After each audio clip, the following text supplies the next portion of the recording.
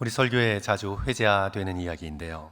현대 신학의 거두로 평가받고 있는 스위스의 신학자 칼 바르트가 미국 시카고 대학에 초빙받아서 강연을 했습니다. 강연을 마치고 이런 질문을 받았다고 합니다. 박사님의 신학을 한마디로 요약해 주십시오. 미국 사람들은 조금 더 실용적이니까 요약을 좋아합니다. 이렇게 복잡한 것보다 지금 당장 나의 삶에 적용할 수 있는 그런 것들, 당신의 신학을 한마디로 요약해서 우리에게 알려주십시오. 그런데 칼바르트가 지은 책, 대표적인 책이 교회 교의학인데 무려 13권에 달합니다. 그리고 글자도 크지 않고 작습니다. 그래서 약 10,000페이지의 분량을 뛰어넘습니다. 그 외에도 로마서 주석을 비롯해서 많은 책을 썼습니다. 어떻게 칼 바르트가 자신의 신학을 한마디로 요약할 수가 있을까요? 그가 이렇게 대답했다고 합니다. 내가 배우고 안 모든 신학은 이것입니다. 날 사랑하심, 성경에 써 있네. 우리가 부르는 563장의 가사이죠. 예수 사랑하심을 성경에서 배웠네. 우리들은 약하나 예수 권세 많도다. 그리고 성도 여러분 어떻게 되죠? 날 사랑하심, 날 사랑하심, 날 사랑하심 어디에 써 있습니까? 성경에 써 있습니다. 성경의 모든 것, 신학의 모든 것을 다 짜내어 엑기스로 요약한다면 그것은 예수 그리스도를 통해 드러난 하나님의 사랑입니다. 그것이 일반적이고 모호한 그런 사랑이 아니라 바로 나 한 사람을 사랑하셨다는 것, 나 한 사람을 향한 구체적인 하나님의 크고도 놀라우신 사랑, 그것이 성경의 주제이고 신학의 주제입니다. 그러나 우리는 하나님의 사랑에 대해서 말할 때 신학자 J.A. 패커가 얘기한 것처럼 가시덤불을 다 잘라내야 합니다. 수많은 가시덤불이 우리의 시야를 가리고 있어서 하나님의 사랑을 얘기할 때 잘 못 보게 하니까 우리의 인간적인 생각들, 편견들, 그 가시덤불들을 다 잘라내고 우리는 하나님의 사랑에 대하여 이야기해야 합니다. 우리는 하나님의 사랑 하면 이 세상의 사랑의 개념처럼 그저 모호하고 일반적인 것으로 여길 수 있습니다. 하나님의 사랑을 그저 모든 것이 다 괜찮다. I am okay, you are okay. 허허 웃으며 손 털어 그냥 다 받아들여주는 그런 관용 정도로 생각할 수가 있습니다. 또한 오늘 이 감정적인 문화의 한복판에서 사랑을 그저 감정적인 것으로, 로맨틱한 것의 한 면으로 취급할 수도 있습니다. 오늘 저와 여러분이 함께 읽은 이 예레미야서의 본문은 그런 잘못된 인간적인 개념들, 가시덤불들을 다 잘라내고 하나님의 하나님 되심의 본질, 하나님의 사랑에 대하여 우리에게 증거하고 있는 그런 말씀입니다. 저는 오늘 본문의 말씀을 두 부분으로 나뉘어서 함께 살펴보고자 하는데요. 우리 첫째로 하나님의 사랑의 근원, 그리고 그 사랑의 결과, 이 두 가지에 대해서 오늘 말씀을 살펴보면서 이어가고자 합니다. 첫째로 하나님 사랑의 근원입니다. 성도 여러분, 하나님 사랑의 근원은 어디일까요? 하나님이 무슨 이유 때문에 우리를 이토록 사랑하시는 걸까요? 하나님의 사랑의 근원은 하나님 안에 있는 풍성하신 긍휼과 사랑입니다. 워드플레이 같죠? 말장난 같습니다. 표현이 반복되는 동어 반복적인 표현으로 들립니다. 하나님 사랑의 근원은 다름 아닌 하나님 안에 있는 풍성한 사랑이다. 같은 말이에요. 그러나 이렇게밖에는 표현할 수 없는 절대적인 진리입니다. 하나님의 사랑은 하나님 외에 다른 어떤 것에 근거하고 있지 않기 때문입니다. 오늘 본문 말씀 1절을 보시면 여호와의 말씀이니라 그때에 내가 이스라엘 모든 종족의 하나님이 되고 그들은 내 백성이 되리라. 이스라엘에게 무슨 자격이 있어서가 아닙니다. 이스라엘이 모든 민족보다 특출나서도 아닙니다. 그들이 성품이 더 대단해서도 아니고, 그들이 모든 민족보다 똑똑해서도 아니고, 그들의 숫자가 광대히 많아서도 아닙니다. 하나님께서 그들과 이 친밀한 사랑의 언약 관계 속에 들어가신 이유는 단 한 가지밖에 없습니다. 하나님 안에 있는 지극히 크고도 긍휼하신 사랑과 그 불쌍히 여기시는 마음 때문입니다. 하나님의 사랑이 하나님 사랑의 원인입니다. 신명기 7장 6절 이하에서는 오히려 이렇게 말씀합니다.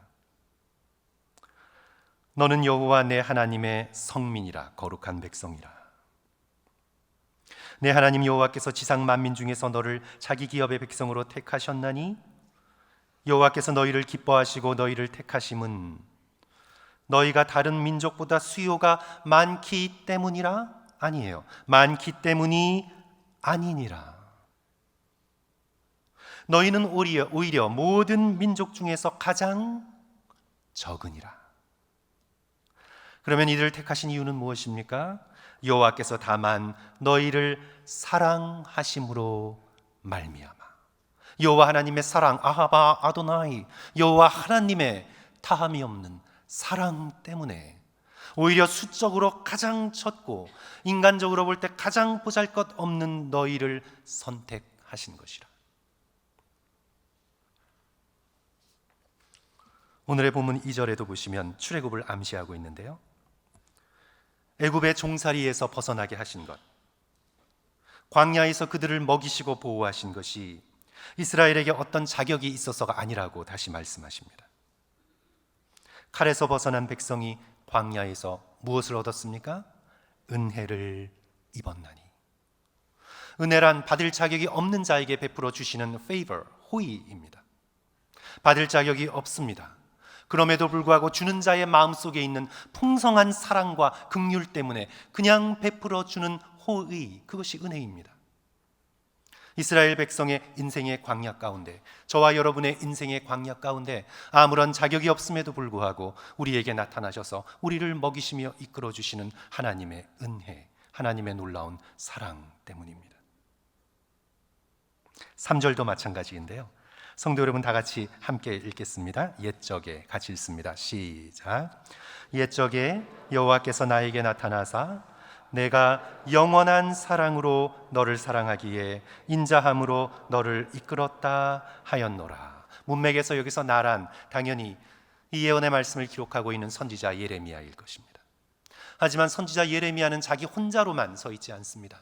하나님과 이스라엘 백성 사이의 중보자요, 하나님의 말씀을 전하는 선지자로서 이스라엘을 대표하여 하나님 앞에 서 있습니다.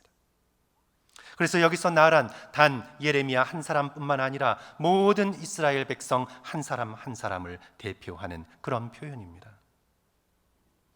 영원한 사랑으로 믿음의 백성인 나를, 이스라엘 백성 한 사람 한 사람을 인도하셨습니다. 그런데 성도 여러분, 어떻게 영원한 사랑이 가능할 수 있습니까? 만약 이 영원한 사랑이 우리에게 달려 있다면 영원한 사랑은 결코 가능할 수 없습니다. 이토록 우리 마음은 아침 저녁으로 변하고 쉽게 권태를 느끼고 하나님께 등 돌리기를 밥 먹듯 하는 우리에게 과연 eternal love, 영원한 사랑, 과연 이것이 가능할까요? 이 사랑이 가능할 수 있는 유일한 이유는 우리에게 달려있는 것이 아니라 오직 하나님 안에 있는 풍성하신 긍휼과 사랑 때문에 가능한 것입니다.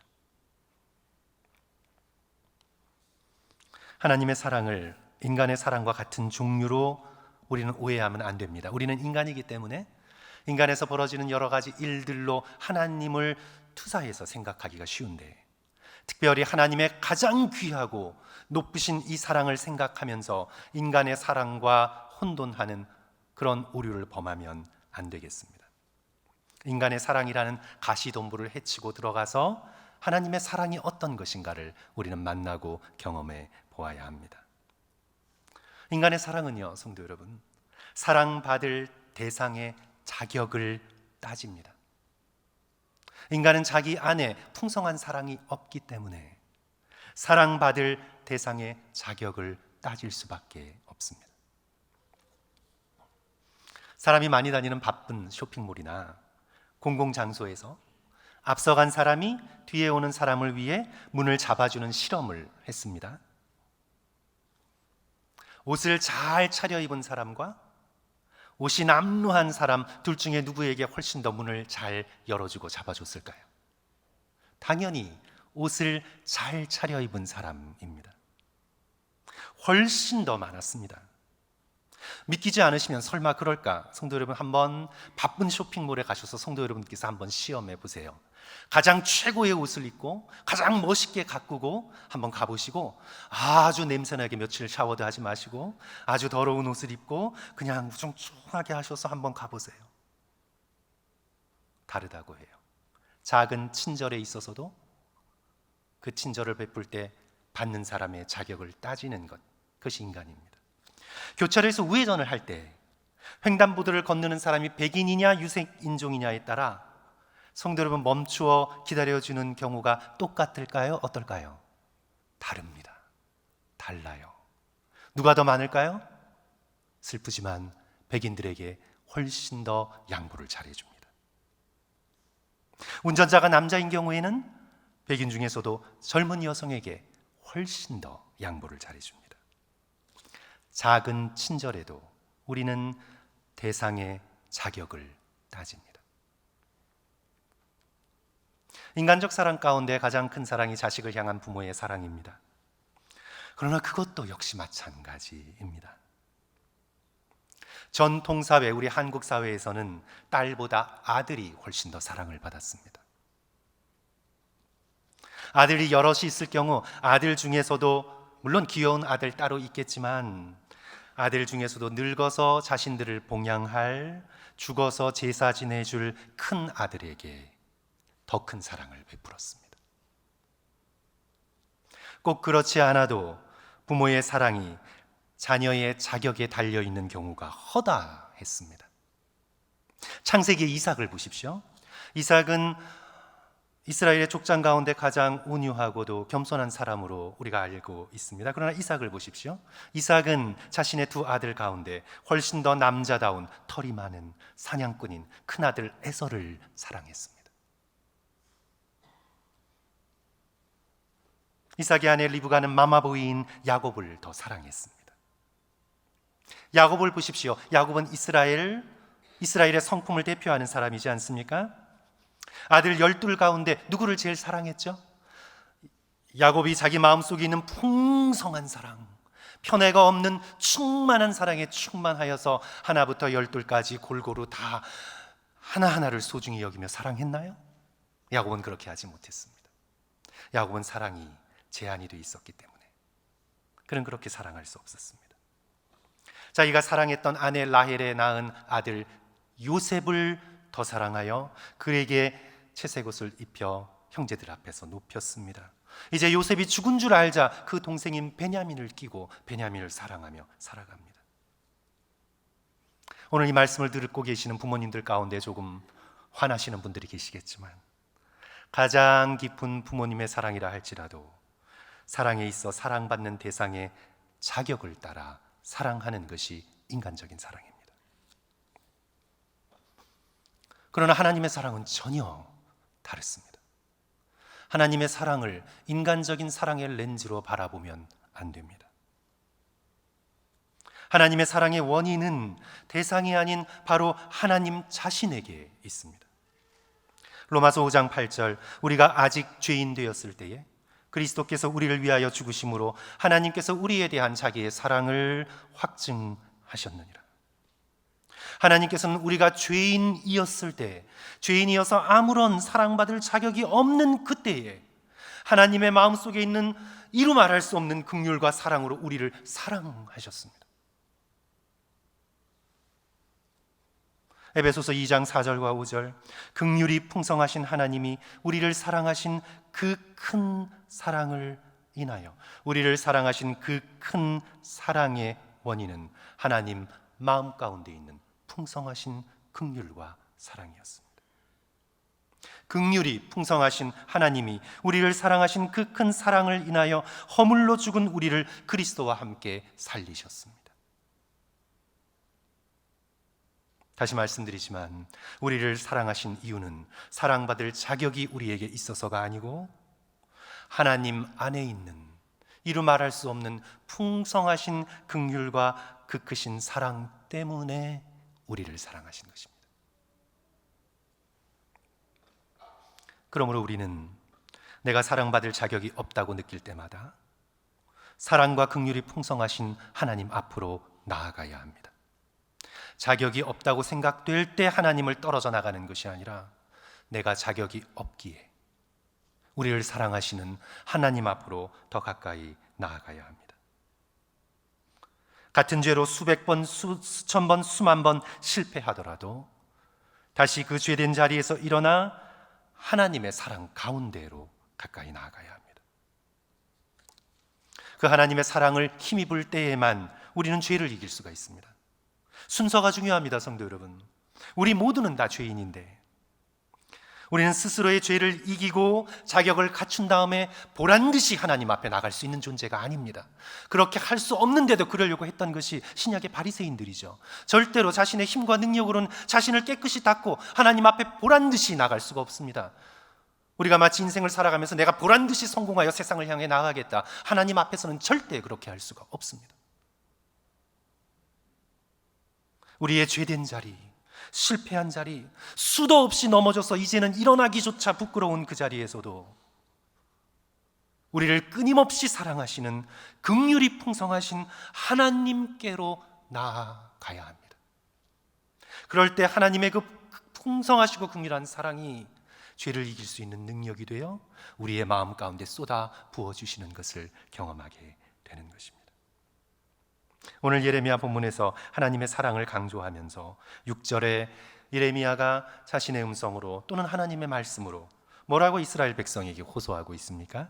우리 6절 말씀 성도 여러분 다 같이 한 목소리로 읽었으면 좋겠습니다. 에브라임 산 위에서 같이 읽습니다. 시작. 에브라임 산 위에서 너희는 일어나라. 우리가 시온으로 올라가서 우리 하나님 여호와께로 나아가자 하리라. 일어나라. 시온으로 올라가서 예배의 장소로 올라가서 우리 하나님 여호와께로 나아가자. 우리를 택하여 백성 삼으시고 인생의 광야길에 은혜를 베풀어 주시고 영원한 사랑으로 우리를 사랑하시겠다고 결단하신 여호와 하나님께 일어나 나아가자.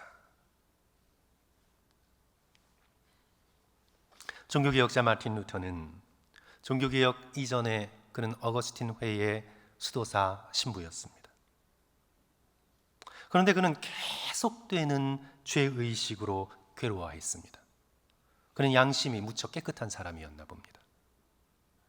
끊임없는 죄의식으로 괴로워했는데 그냥 내가 죄인이구나 뭐 이렇게 한 번 하고 그냥 잊어버린 것이 아니라 밤마다 얼마나 죄 때문에 괴로워했는지 마룻바닥에 엎드려 마룻바닥을 다 닦을 정도로 그렇게 양심의 가책과 또 그 양심을 고발하는 사단과 그는 밤마다 싸워야 했습니다. 마틴 루터의 영적인 스승인 요하네스 스타우피츠가 어느 날 이렇게 말합니다. 마틴, 너의 죄를 바라보는 걸 제발 멈추고 눈을 들어 예수 그리스도를 바라보게. 이제는 너의 죄를 바라보는 것을 이제 그만 스탑, 멈추고 눈을 들어 예수 그리스도를 바라보게. 그래야 그는 눈을 들어 십자가에 달리신 예수 그리스도를 바라봅니다. 하나님의 넘치는 긍휼과 감당할 수 없는 사랑을 깨닫습니다. 그 사랑에 힘입어 오직 의인이 믿음으로 구원받음을 확신하며 자신의 죄를 이겨나가기 시작합니다. 사랑하는 성도 여러분, 아무 자격 없는 죄인인 우리를 이토록 사랑하신 사랑이 풍성하신 하나님께 예수 그리스도의 이름을 힘입어 계속해서 가까이 나가시는 저와 성도들 되시기를 주님의 이름으로 간절히 축원합니다. 죄 때문에 멀어지지 마시고 오히려 죄 때문에 더 그리스도께 가까이 나가시기를 주님의 이름으로 간절히 축원합니다. 우리가 살펴볼 것이 두 번째로 사랑의 결과입니다. 이제 하나님의 이 풍성한 사랑을 받은 결과 우리는 어떤 사람이 되어 나갈 수 있습니까? 4절 말씀 우리 다 같이 한 목소리로 읽습니다. 처녀 이스라엘아, 성도 여러분 같이 읽겠습니다. 시작.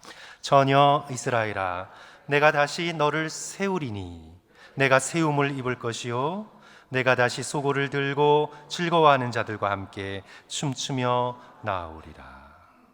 하나님의 이 크신 사랑 가운데 어떻게 해요? 세움을 입게 됩니다. 내가 다시 너를 세울 것이라. 내가 세움을 입을 것이라. 세우다는 히브리어 단어는 쿤이라는 단어입니다. 성경에서 굉장히 중요한 단어인데 건축에 해당하는 전문 용어입니다. 반석 위에 어떤 건물을 흔들리지 않고 굳건하게 큰 세우다, 굳건하게 흔들리지 않게 세우다 라는 뜻입니다.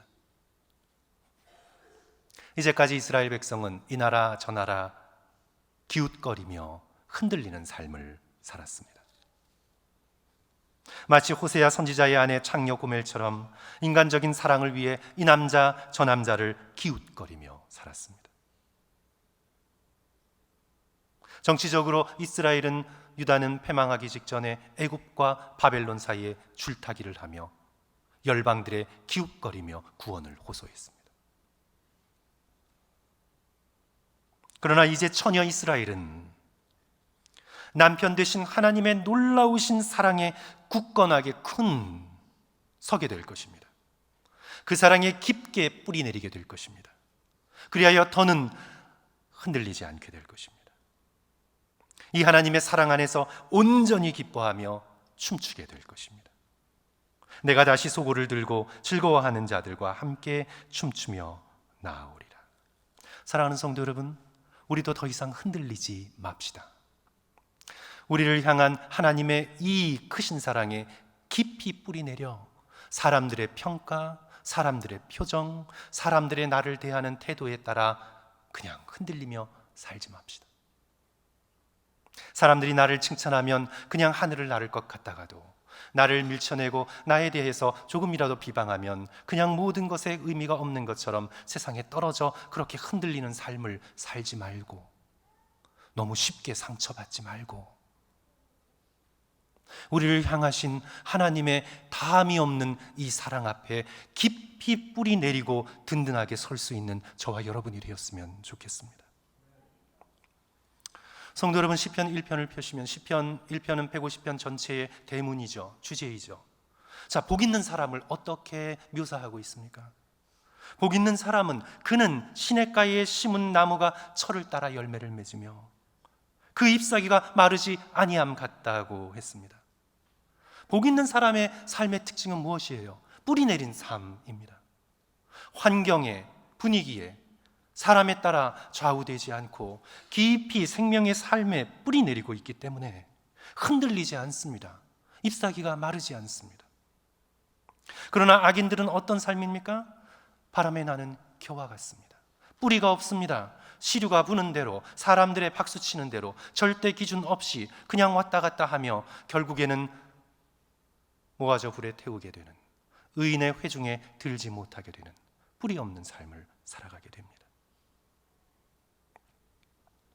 우리 모두는 하나님의 이 놀랍고도 크신 사랑에 깊이 뿌리 내리고 뿌리 내려 이렇게 고백할 수 있어야 합니다. 성도 여러분, 이 고백이 진정으로 저와 성도 여러분들의 고백이 되기까지는 우리는 평안을 누리지 못할 것입니다.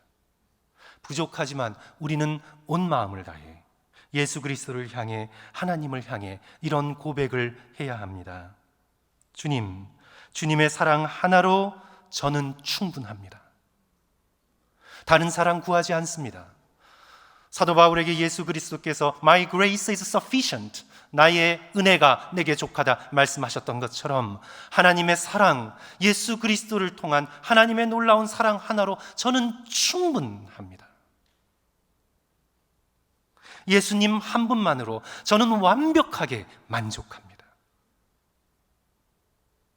그럴 때 우리는 사람의 인정을 구하지 않게 되고 사람의 평가에 흔들리지 않게 되며 하나님의 사랑 가운데 굳건히 서 있는 세움을 입은 삶, 하나님의 사랑 가운데 깊이 뿌리 내리는 풍성한 삶을 살아갈 수 있게 됩니다. 로마서 5장 5절은 우리에게 이렇게 말씀합니다.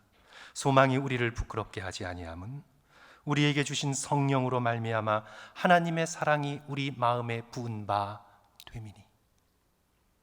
성령의 역사는 물론 방언과 여러 가지 예언과 신비적인 은사를 비롯하여 여러 가지 사인들이 있지요. 그러나 성령의 궁극적이고도 가장 중요한 능력은 성령에 의하여 하나님의 사랑이 우리 마음에 쏟아 부어진 바 되는 것입니다.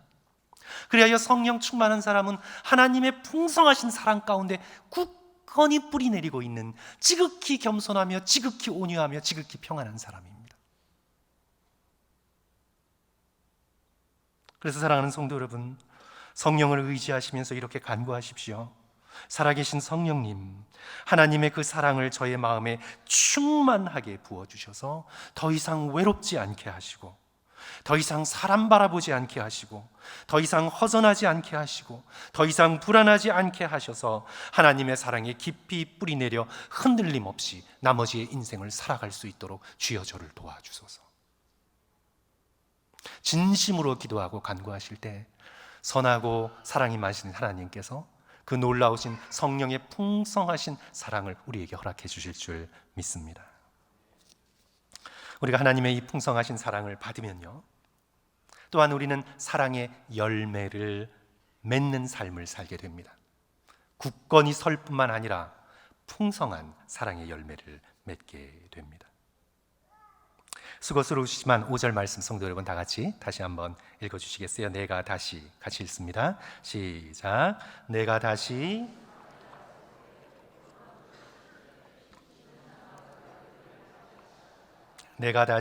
사마리아 산들의 포도나무들을 심되 심는 자가 그 열매를 따기 시작하리라. 이제껏 이스라엘 백성은 열매 맺지 못하는 삶을 살았습니다. 뿌리 없이 이리저리 나라들을 바라보고 살았기에 광야의 메마른 가시 떨기나무처럼 열매가 없는 삶을 살았습니다. 열매를 맺었다고 가까이 다가가 봐야 아무짝에도 쓸모없는 들포도, 그것을 맺었을 뿐입니다. 성도 여러분, 기억하셔야 합니다. 사실 하나님의 사랑 없이는 인간이 맺는 열매는요, 전부 거래하여 맺은 열매입니다. 우리는 절대로 내 마음만 믿고 사랑해서는 안 됩니다. 하나님의 사랑이 없으면 인간이 맺는 열매는 전부 다 트레이드, 거래해서 맺는 열매입니다. 인간의 모든 관계는 그 기본적인 관계에 있어서 give and take입니다. 왜냐하면 인간의 사랑은 결핍에서 나오는 것이기 때문입니다. 인간의 사랑의 시작은 결핍입니다. 남자와 여자가 왜 서로를 사랑해요? 남자는 여성스러움이 결핍되어 있기 때문에 여성스러움에 대한 갈망이 있습니다. 여자는 남성스러움이 결핍되어 있기 때문에 자신을 보호해주고 멋있는 남자에 대한 바람이 있습니다. 제가 너무 일반화하는 건가요? 남자와 여자 사이의 사랑, 그 깊숙한 핵심에는 결핍이 있기 때문에 내가 가지고 있지 못한 것을 상대가 채워줄 것이라는 기대감을 가지고 서로 이끌리게 됩니다. 모든 law of attraction, 모든 끌림의 법칙이 그렇습니다. 플러스가 마이너스에서 끌리는 것은 없기 때문입니다. 플러스는 마이너스가 없기 때문에 마이너스한테 끌리고, 마이너스는 플러스가 없기 때문에 끌리는 것입니다. 부모가 자녀를 사랑하는 것도요, 어떻게 보면 인간적인 사랑으로 볼 때 가장 깊은 사랑인 것처럼 보이지만, 만약 하나님의 사랑을 제외해 놓는다면 부모가 자녀를 향한 사랑도요, 자신의 생명이 끝날 것이라는 결핍 때문에 자녀를 사랑하는 거예요. 내 삶이 언젠가는 끝날지도 모른다는 결핍 때문에 가문의 대를 이을 수 있고 내 생명을 이어나갈 수 있는, 그래서 자녀가 생명을 이어주리라는 그런 본능적인 욕망이 있는 것입니다. 인간적인 모든 사랑은 하나님을 제외해 놓을 때 다 결핍을 채우려는 욕망에서 나옵니다.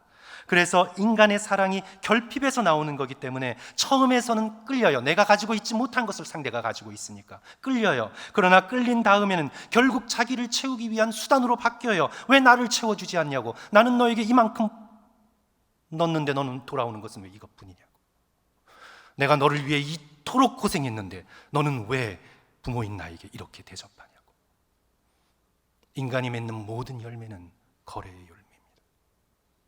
왜냐하면 인간은 자기의 심성 안에 솟아오르는 샘솟는 사랑이 없기 때문입니다.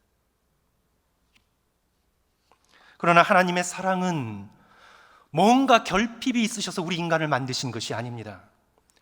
그리스 신화가 간혹 보여주듯이 뭔가 신들이 하기 싫은 일을 인간에게 시키기 위해서 그런 결핍에서 나온 인간 창조가 아닙니다. 하나님은 인간을 창조하지 않으셨어도 태초부터 성부, 성자, 성령 안에 완벽한 사랑을 이루고 계셨습니다. 더는 할 수 없는 풍성하고도 크고도 넓은 사랑을 하나님은 삼위일체 하나님 안에 경험하고 그 사랑이 흘러 넘치게 되었습니다. 하나님의 사랑은 결핍에서 나오는 것이 아닙니다.